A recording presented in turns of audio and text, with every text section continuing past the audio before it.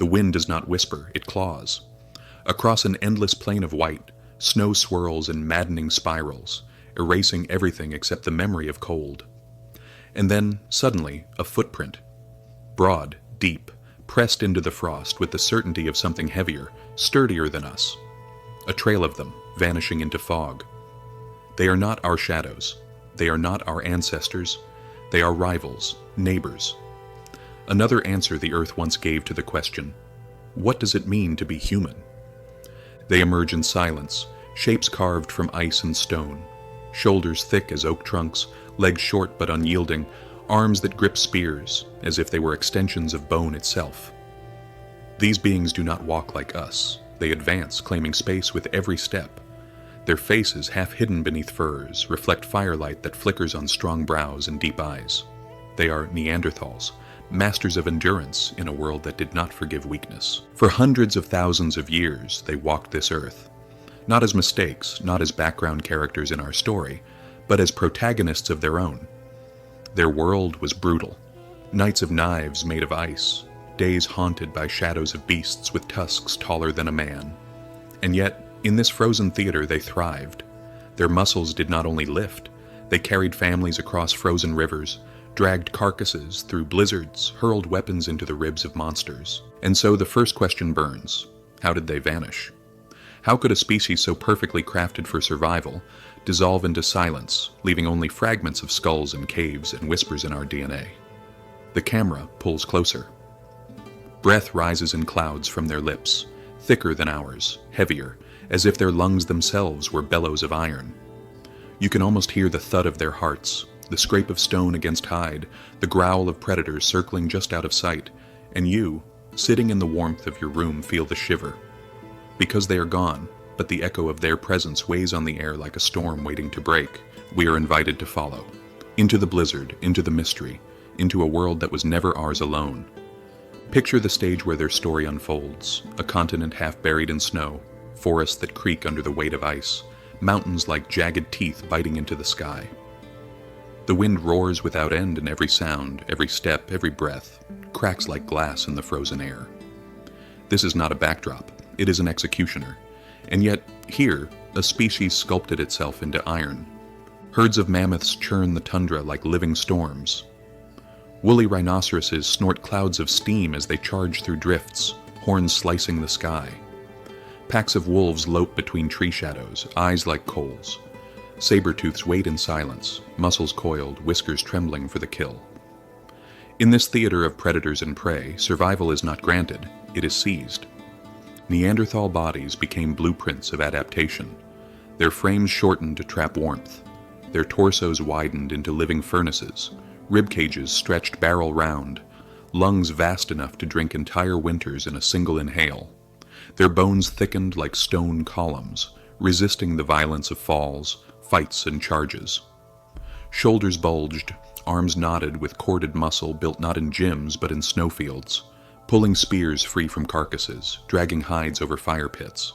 Even their hands betrayed the world they lived in, fingers broad, thumbs angled wide, grips designed not for delicate craft, but for force, unyielding, crushing, relentless.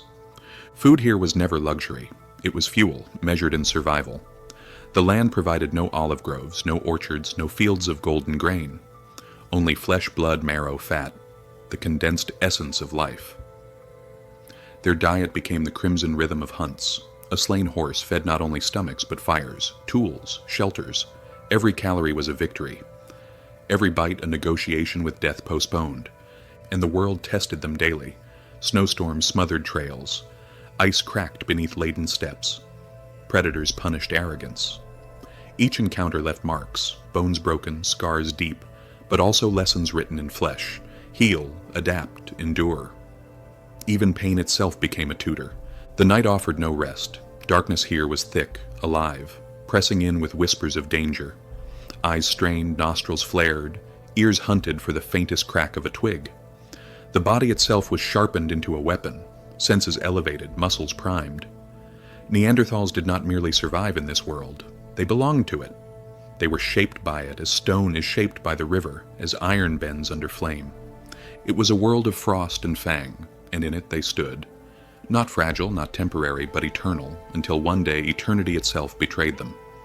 You crouch low, snow biting at your knees, every breath burning like smoke inside your chest. The herd waits before you, a trembling mass of muscle and fear. Horses, shaggy-coated, stamping the ground, sensing the predator that is not a lion, not a wolf, but something stranger. You. Your hand tightens around the wooden shaft of a spear, heavier than it looks, an extension of your arm carved for one purpose. This is not a hunt of distance. You are no gazelle chaser, no marathoner. You are built for impact, for the sudden strike that collapses the space between predator and prey in heartbeats. Legs short, powerful, coiled like springs, toes digging deep into the crust of snow, lungs dragging in winter air like bellows, feeding blood thick with fire. Your body is not meant to endure miles. It is meant to deliver seconds of unstoppable violence. The charge comes. Feet crash through the snow, the ground trembling with the herd's panic. You break forward, spear gripped like a verdict, and when the gap closes, your shoulders slam into resistance. A shock wave travels through your frame, but your skeleton holds, denser than ours, unyielding. Arms flare with power earned through years of lifting carcasses, breaking branches, throwing stone. The weapon drives forward, tearing through hide into the furnace of life within. The beast bellows, collapses. Blood steams in the cold, turning white powder red. But the hunt is not over. The weight must be carried, 20, 30 miles of snow and silence, dragging slabs of flesh across a continent that punishes every weakness. Modern athletes collapse after half such burdens. Neanderthals did it as routine. A man could haul the weight of another human's body for hours without faltering. A woman could lift more than many men alive today. What we call elite strength was their everyday survival. When the tribe meets you, there are no cheers, only firelight, tools slicing meat, hands passing food. Victory is measured in calories, in days gained and bones left clean in the snow. Tomorrow the hunt begins again and again until the body breaks, or proves it was always meant to hold more than we can imagine. Every skeleton tells a biography carved in fractures and healed lines. To walk among their remains is to walk through a hospital without doctors, a battlefield without ceasefire. Nearly every body carries scars, ribs splintered and mended, skulls cracked and healed, arms torn yet reshaped by time. Pain was not an interruption, it was the constant hum of existence. Imagine an elder, one arm gone since youth, clavicle crushed, one eye blind, both ears sealed by bone. By all logic, he should have died before adulthood. Yet his bones tell us he lived long, decades even, sustained by a community that did not abandon its wounded. Compassion in a land ruled by ice and tooth was as essential as fire. Others show traces of collisions with predators. Claw marks etched on ribs, bites puncturing thigh bones, jaws broken in desperate defense. Wolves, lions, and bears did not stalk them as prey, but they defended themselves against Neanderthals bold enough to attack first. These were not accidents. They were negotiations with power, moments where nature pushed back, and survival was decided in screams and blood. But the most striking truth is this: they survived. Bones once shattered grew whole again. Teeth worn from gripping hides kept chewing. Limbs twisted by trauma adapted to new tasks. Their resilience bordered on the supernatural. Where we would falter, they healed. Where we would surrender, they endured.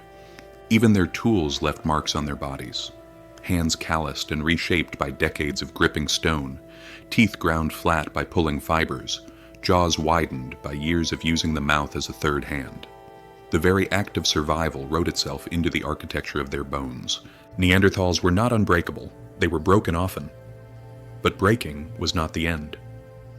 In the silence of caves, in the glow of fire, surrounded by family, they learned to continue. Each scar was not just pain endured, it was proof that in a world determined to kill them, they refused to disappear. Twilight falls like a slow curtain, and for most of us, it signals retreat. But for them, it was another beginning. Their eyes, larger than ours, reflected the firelight like glass beads, tuned to catch every flicker, every shape moving in half-light. Darkness was not blindness, it was opportunity. In caves and forests where moonlight slipped between branches, they could track, stalk, or guard.